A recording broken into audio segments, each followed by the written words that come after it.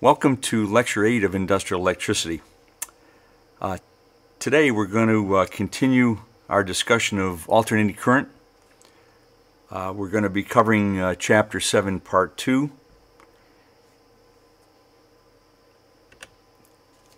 And we're going to be looking at an introduction to AC. This is Lecture 2 of 3. We did Part 1 last week, and we'll be doing Part 2 today. First, we're going to start off with a review of current dividers, voltage dividers, Kirchhoff's voltage law, and battery capacity. If you remember the voltage divider, that's used for series circuits, and the current divider is used for parallel circuits. So if you from before, Vx, voltage of interest, is Rx over RT times the voltage of the source. If we use the KVL law, Kirchhoff's voltage law says that the sum around the loop equals 0. A short example of that would be looking like this.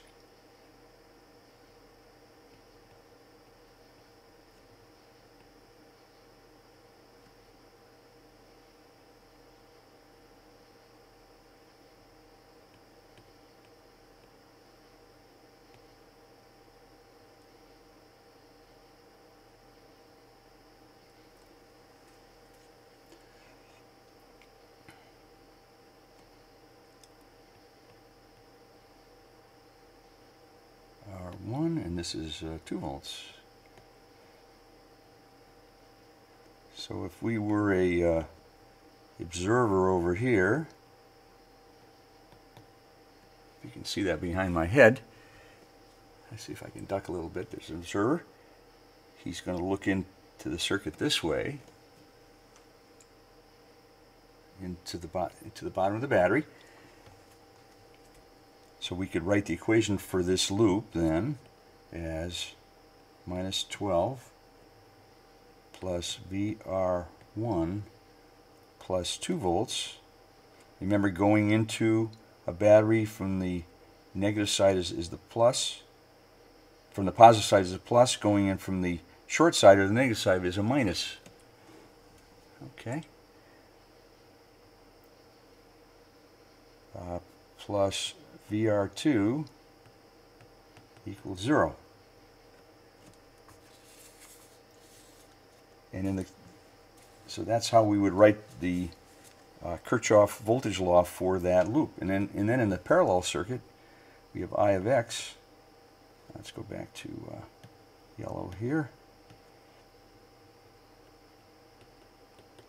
Equals R total over Rx, resistor of interest, times the current.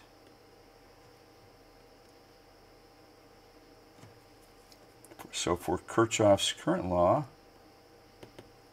the sum of the currents, input currents, equals the sum of the output currents.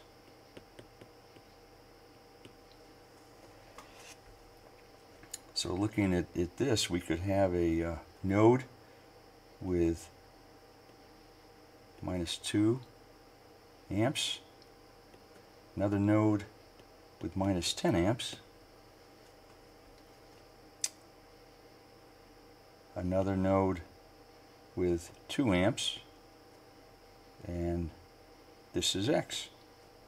So if we sum the inputs and the outputs, we say 0 equal minus 2 minus 10 plus 2 plus X. So X equals 10 amps.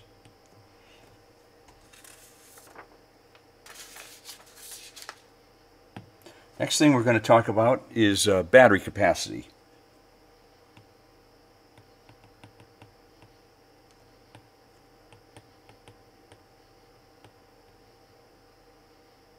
Capacity, there we go. So if you remember from before, capacity equals current times time. And capacity, units are ampere hours. Okay, let's take an example.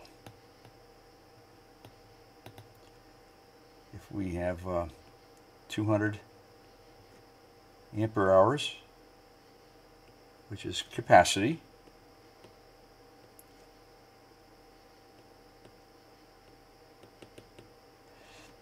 we have a 6-hour runtime.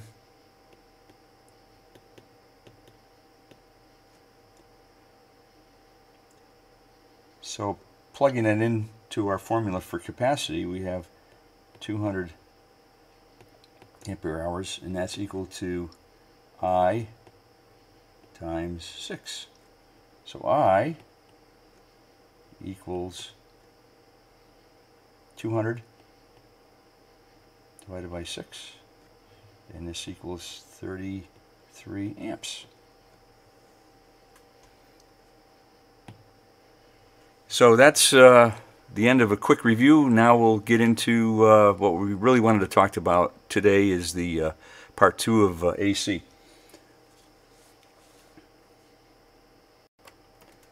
So what we want to talk about is first RMS, and then attributes of a sinusoid, and finally capacitors and inductors. So let's look at the case for DC.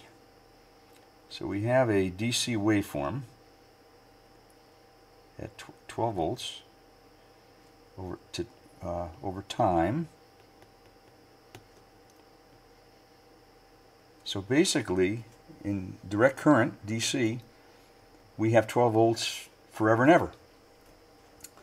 In the case of AC,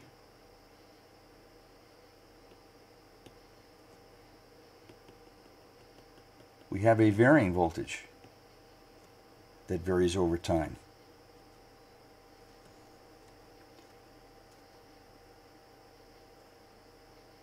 So let's talk about RMS. Root mean squared is what that stands for. So let's take an AC waveform such as this and equate it to a single number. That's really what RMS is doing. We'll describe the voltage as an RMS voltage, like, for instance, the voltage in your home, 120 volts, that's an RMS voltage.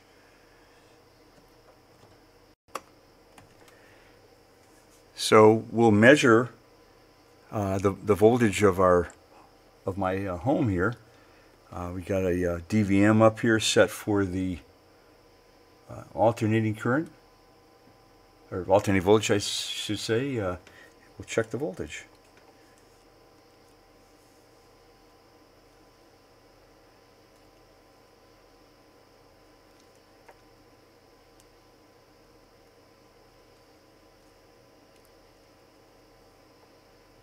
Get these, there we go. So it's 121.7, and this voltage can vary a little bit depending on the transformer setup and line regulation, but the nominal is 120 volts, and we're reading 121.7 here. So how do we convert a AC waveform into a single DC number? Let's do a little experiment. If I have a DC circuit here with a bulb, and this is the symbol for a bulb,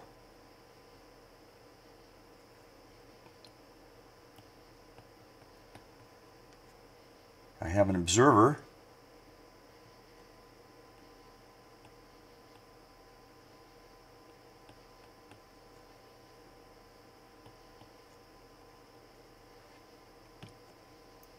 This is a DC circuit, and then we'll have an AC circuit over here.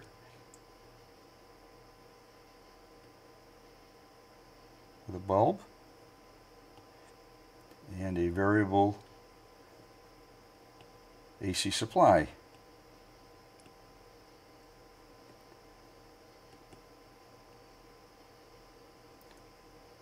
AC. So we'll adjust the variable supply until the bulbs are the same brightness. So if we do that, we'll say that we'll have an effective value, an equivalent effective value of AC.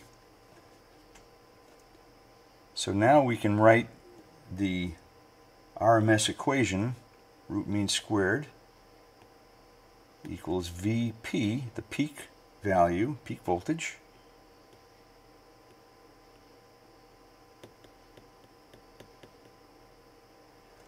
over square root of 2. So in this case, we can say that VP over square root of 2 equals 122, which is the voltage here in my home. So solving for VP, that will equal 122 square root of 2, and that equals 172 volts. So this is what this would look like here.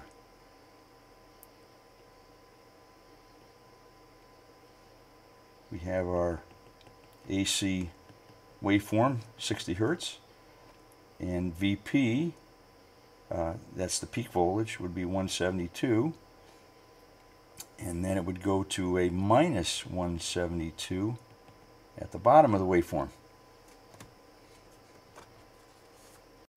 So now we'll look at the attributes of a sinusoid. So in this example here, we see that this is a cosine wave. We've always shown a sine wave here in the past, which starts at 0, but a cosine wave is shifted by 90 degrees. So if we look at our RMS voltage is 122 volts, V RMS, and that's how you show it, with a big V and a subscript of RMS. Peak voltage is 172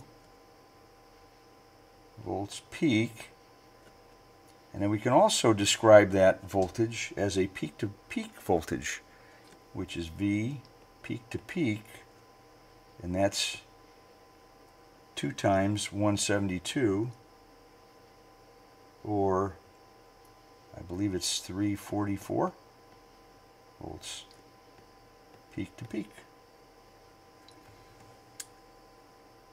So if you saw voltages such as 208, 460, or 4160,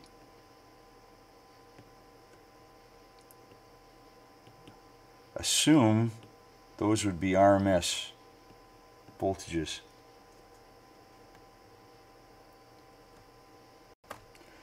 So if we had an observer walking along this waveform here, we would see different values. So if the observer was here, it would be 0 volts.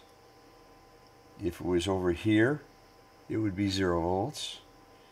If he was here, he'd be at the peak voltage, peak positive voltage. If he was here, he would be at the peak negative voltage, and then as he walked along this, he would be anywhere in between. So as we walk along the cosine wave, we can describe the voltage as a function of time equal to Vp, the cosine of 2 pi f, which is frequency, times time, plus the phase shift.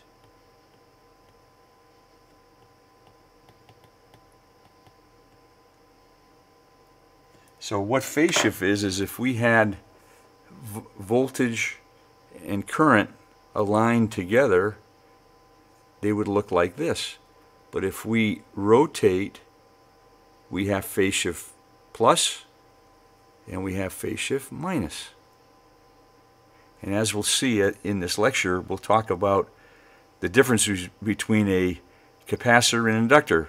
In one case, there's a voltage lead, and then in the other case, there's a lag. Let's look at an example of phase shift. So let's draw our cosine wave here, as we did before. So if we had a phase shift, it would look like this.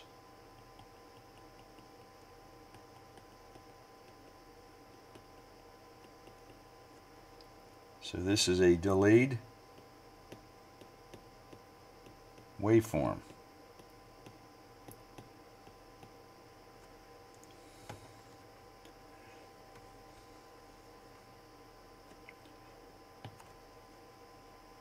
So we could write the equation then as V of t equals Vp cosine of 2 pi ft plus or minus the phase shift.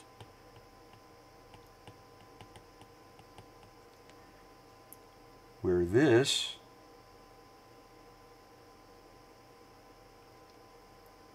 is omega, which equals 2 pi f, which is an angular frequency in radians.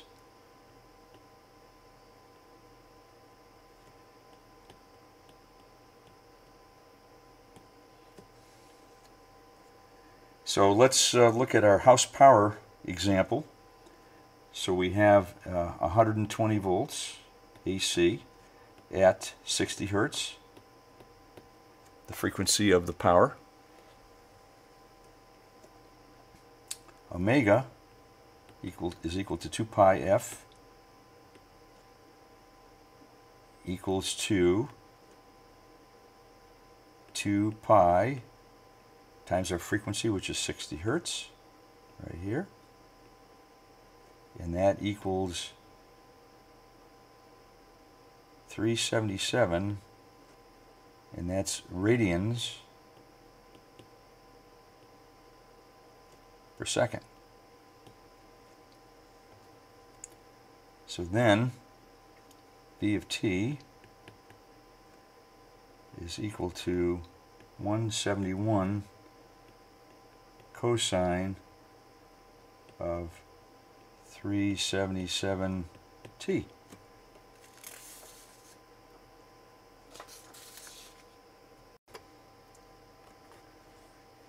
Last time we talked about how a sine wave is mapped to a rotating vector.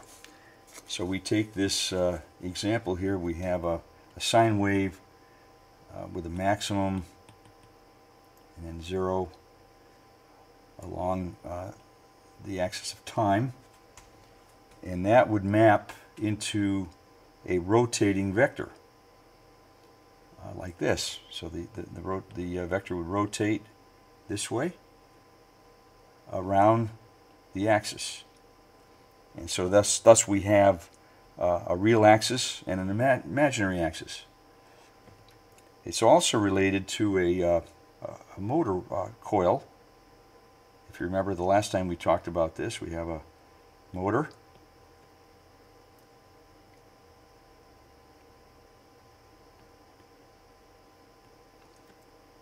and we have a field in the motor going from the north pole to the south pole of the motor. We have a wire loop in here rotating around a point.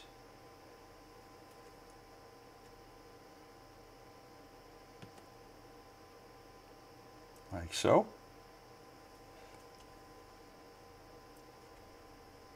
So when this wire loop reaches, let's get another color here, this position here, we would have maximum volts. When it's in this position, we'd have 0 volts, because you're not cutting across the magnetic lines of force, called the flux lines. So phase shift would be shown like this. This is the real and imaginary axis. We have our vector here, and we could have a leading vector, or we could have a lagging vector.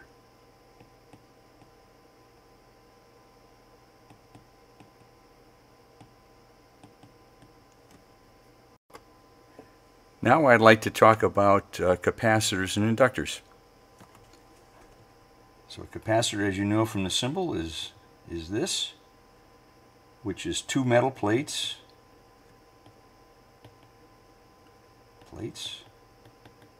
separated by a dielectric.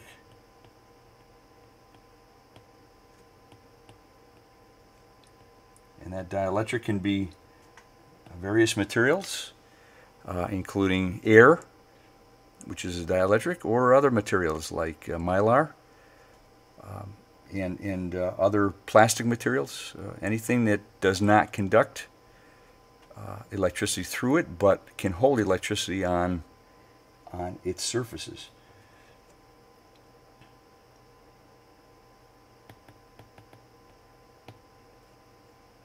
So a capacitor stores energy in electrostatic form. And now let's talk about an inductor. You may not have seen this symbol yet. It's basically a coil of wire wound on a form.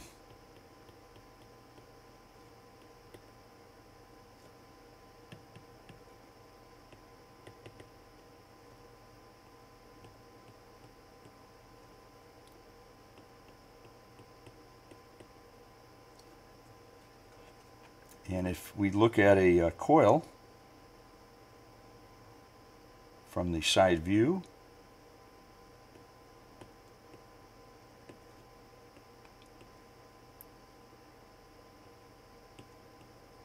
this is the current going into the page. I should say out of the page, and this is the current going into the page.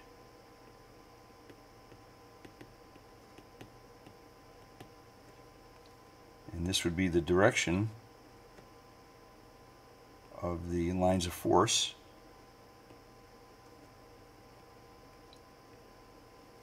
So what you have is, in between this coil is a strong magnetic field due to the number of windings. So an inductor stores energy in a magnetic form. A capacitor stores it in an electrostatic form.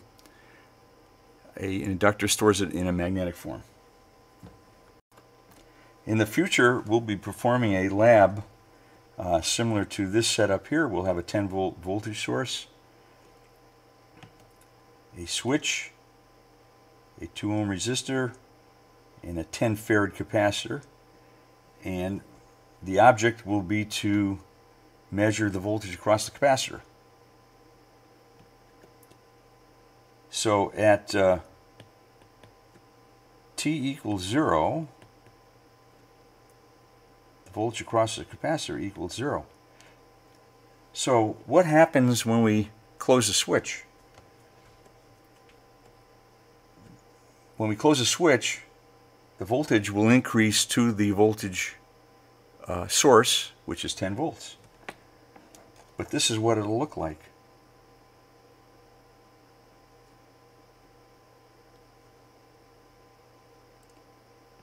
be an exponential curve that will eventually go to the voltage source value. And now we'll talk about a time constant called tau.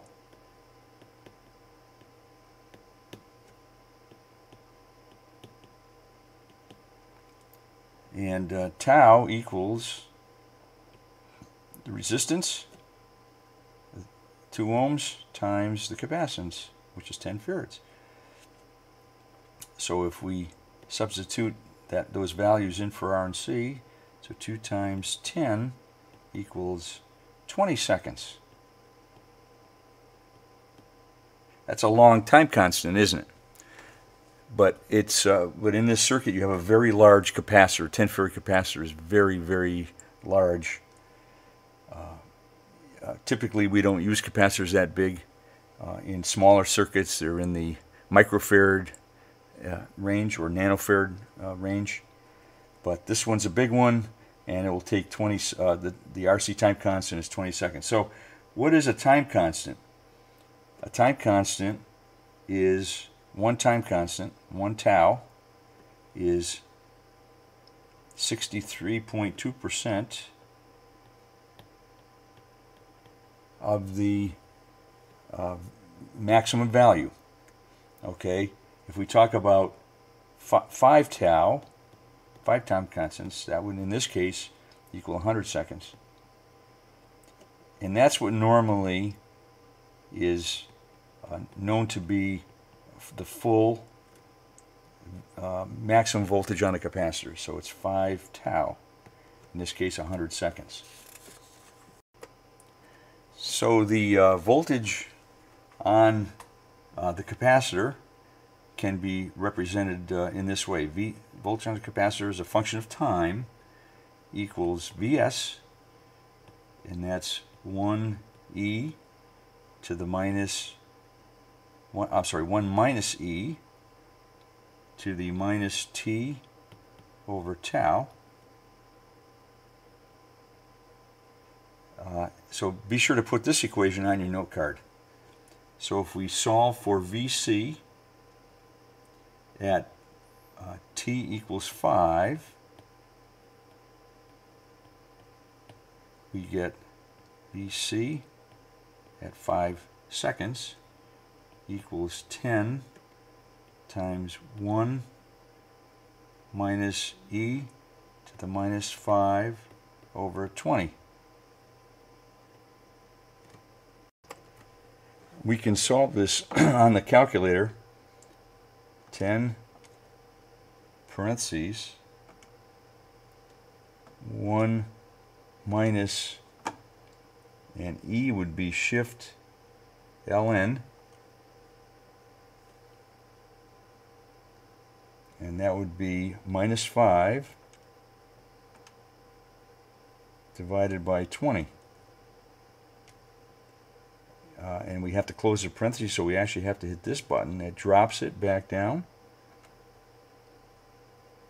That equals 2.21 volts.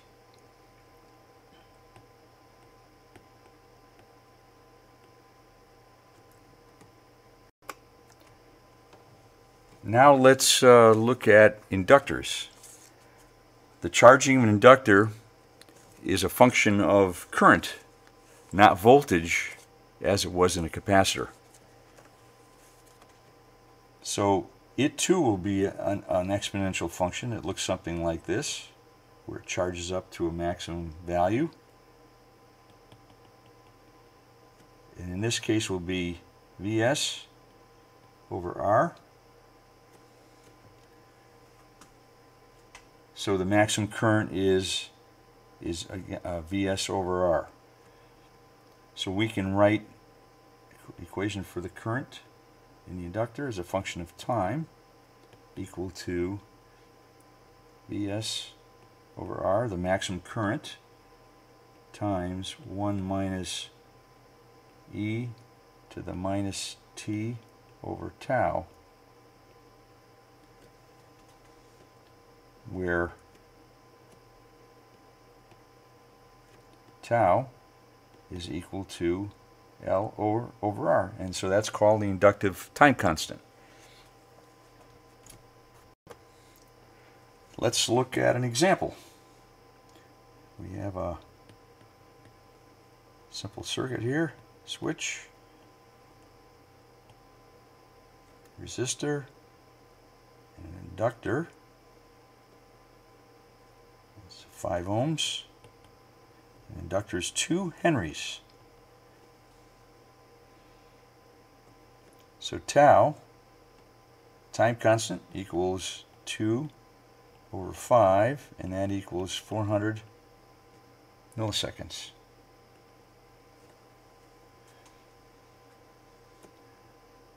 So we could write the equation now as I sub L of t equals 20 over 5 over 1 minus e to the minus t over tau, which is 0.04 seconds, 0.4 seconds, excuse me. And that equals to 4 1 minus e to the minus 2.5 t.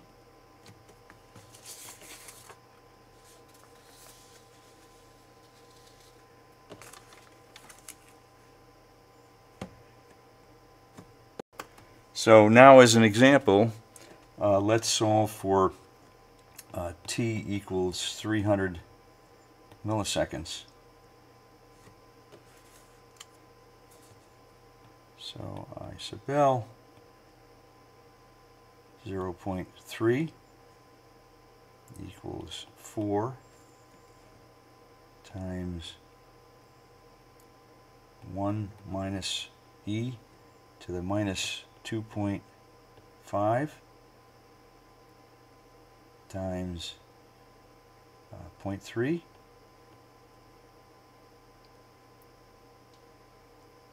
and I'll let you calculate this on your calculator, but it comes out to 2.1 amps.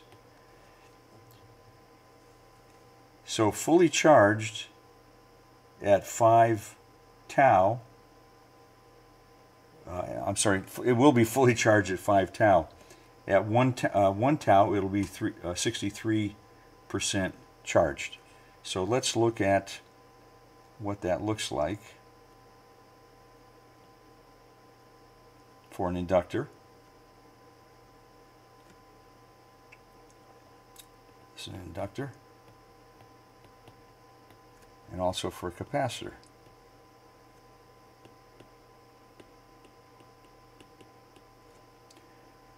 So if we look at what the current, this is I sub L. In the case of a capacitor, it's VC, voltage on the capacitor over time.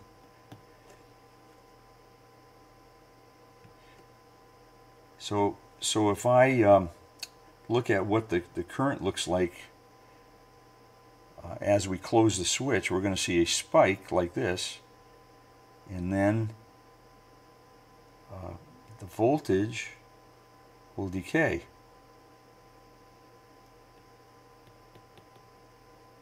On the inductor. Remember, the current did this. It increased, right? In the case of a capacitor, we know that the voltage increased with this exponential curve to the maximum. Voltage. And the current would look like this. It would spike just like the inductor's current voltage did, but in the case of a capacitor, the current will spike and it will decay like this and eventually go to zero.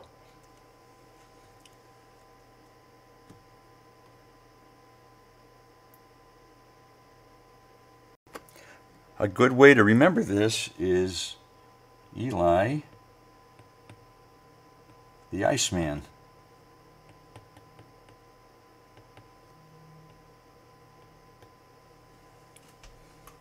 So this is voltage, and that leads the current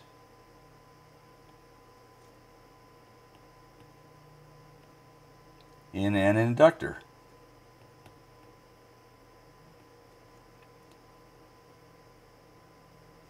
And in the case of a capacitor, the current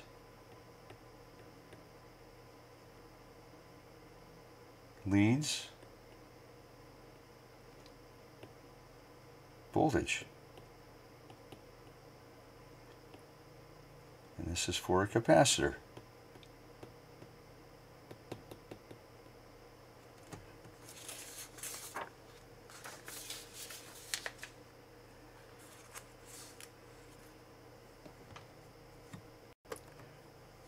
So if we have a circuit like this,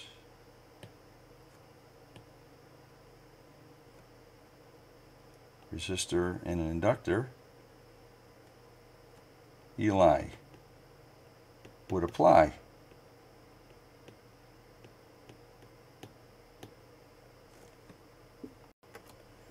In the time domain for this inductive circuit, it would look something like this. The voltage waveform looks like this. The current waveform looks like this. So the voltage leads the current, or the current lags the voltage. Looking at it in our polar coordinate, let me back this up here, as our polar coordinates with a real imaginary axis,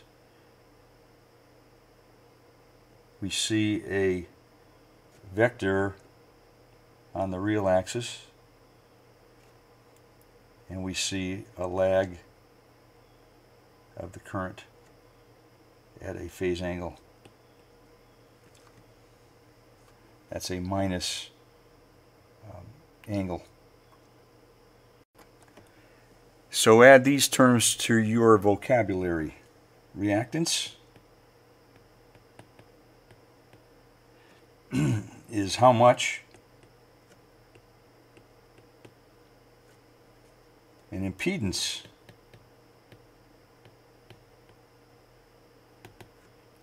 how much and in which direction.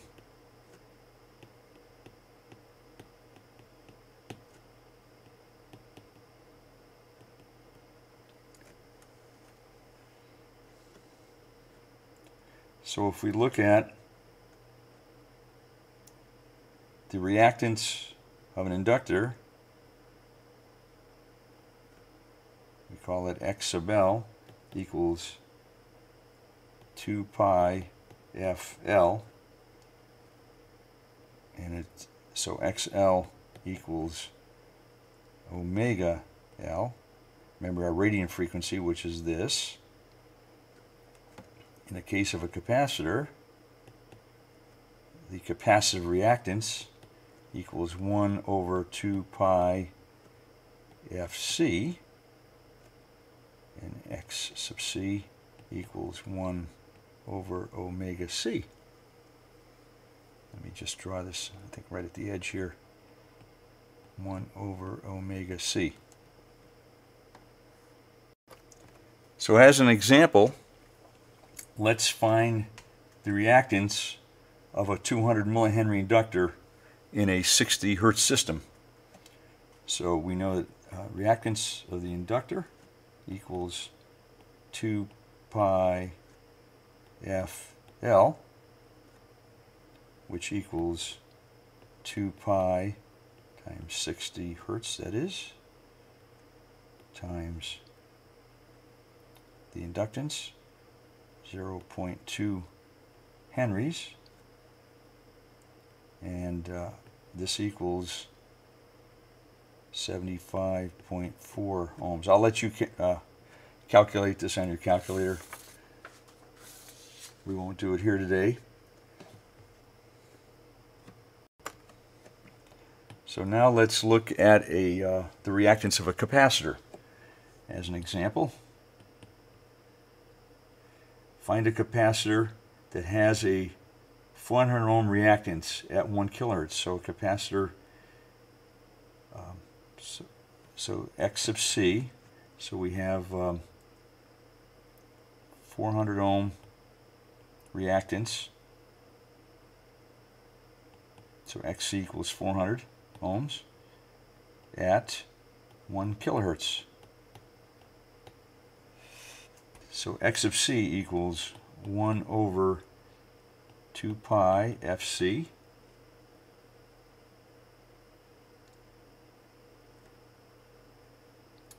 or 400 equals 1 over 2 pi times 1000 hertz times C, or C equals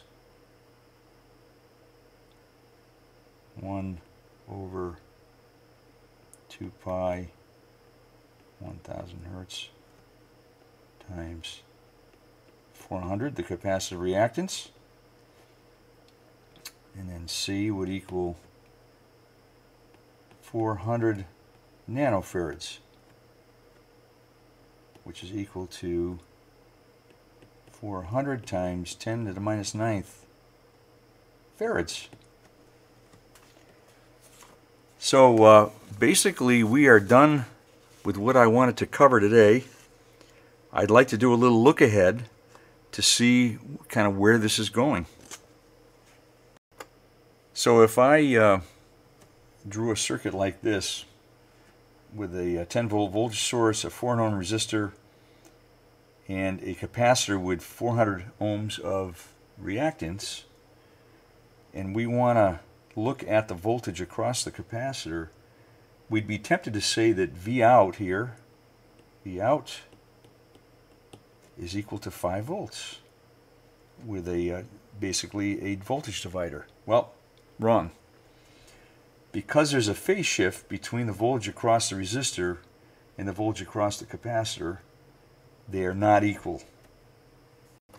So we need to modify things a bit, and that's where impedance comes in. Impedance modifies the magnitude with a direction.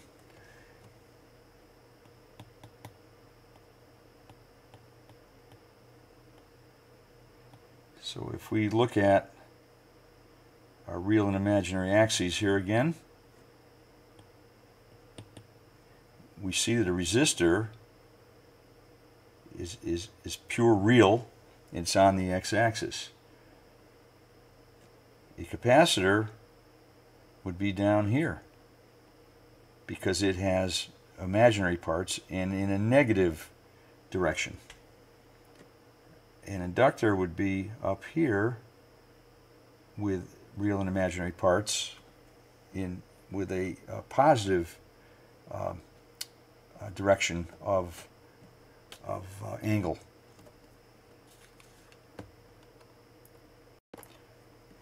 So we can redraw this circuit then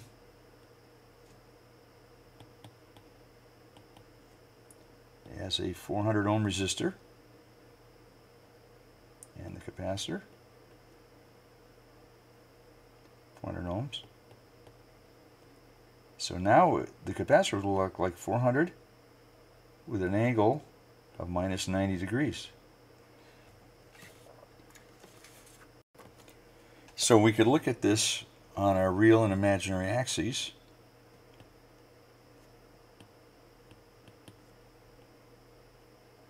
We could plot the resistance of the resistor, which is 400 ohms, and we could plot the reactance of the capacitor here, like so. And this is where this becomes a vector. And we could solve for that length, that magnitude of the vector, using the Pythagorean theorem, A, B, and C.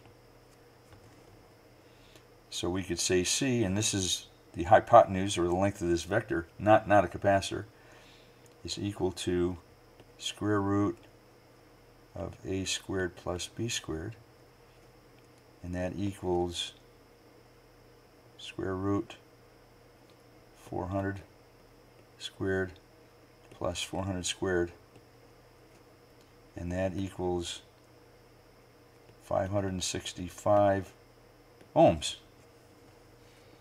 So this becomes 565. So we can say that the impedance is now, so yes, so this is a 45-degree angle, actually a minus 45. So we can now say the impedance is 565 ohms at an angle of minus 45 degrees. So we can introduce a new term here called Z, and that equals impedance. So Z total, and I'm putting a bar over the Z because that means that it's a vector. So it has magnitude and direction, and that equals, as we said, 565 at an angle of minus 45. I'll erase that over there. 45 degrees.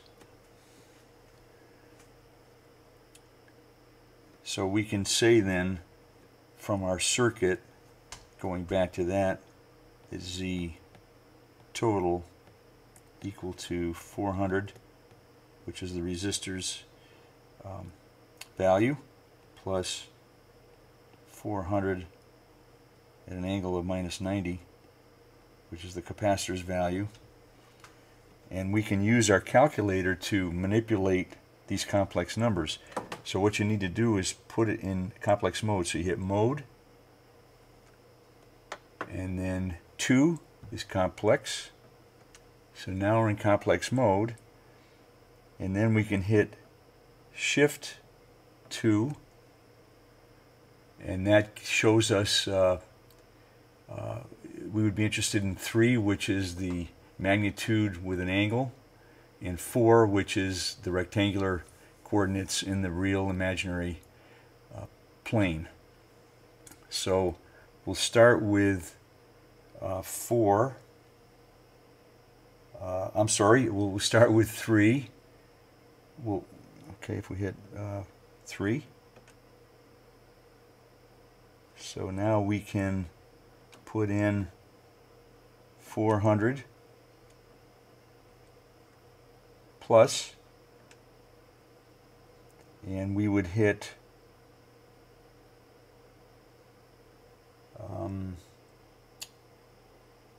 shift minus,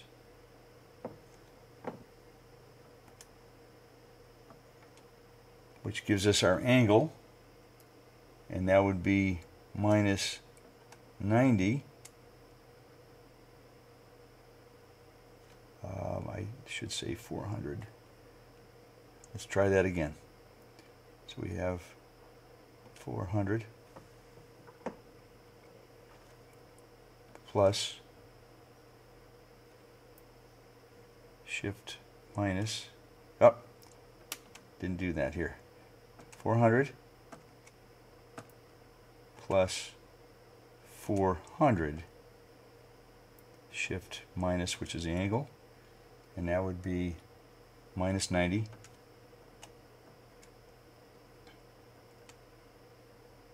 And we see that that converted it to rectangular coordinates.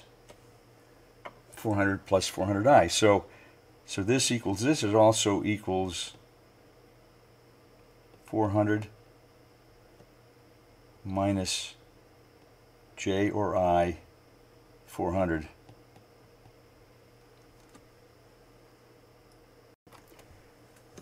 So now we can look at V out is equal to Rx over RT times V sub S. So So V out, which is a vector, equals 400 at an angle of minus 90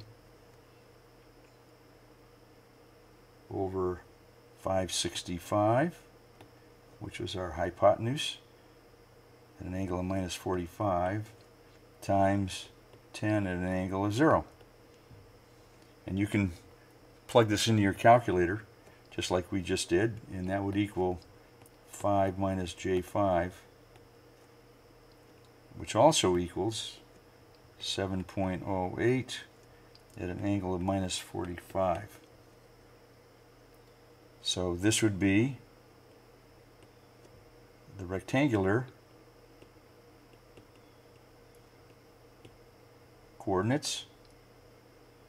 We'll call it COO. And this would be in polar coordinate form.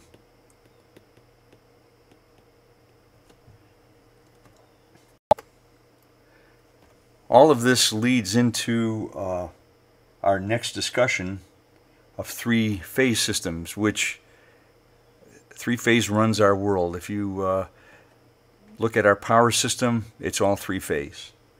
And motors are three-phase. The world runs on three-phase. So basically, what you have is an A phase, which would be 120 at 0 degrees.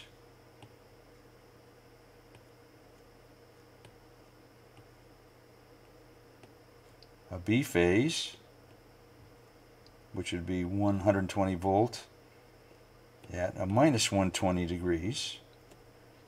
And then the third phase, we call it C, is 120 at an angle of minus 240 degrees. We'll be talking a lot more about this in further discussions.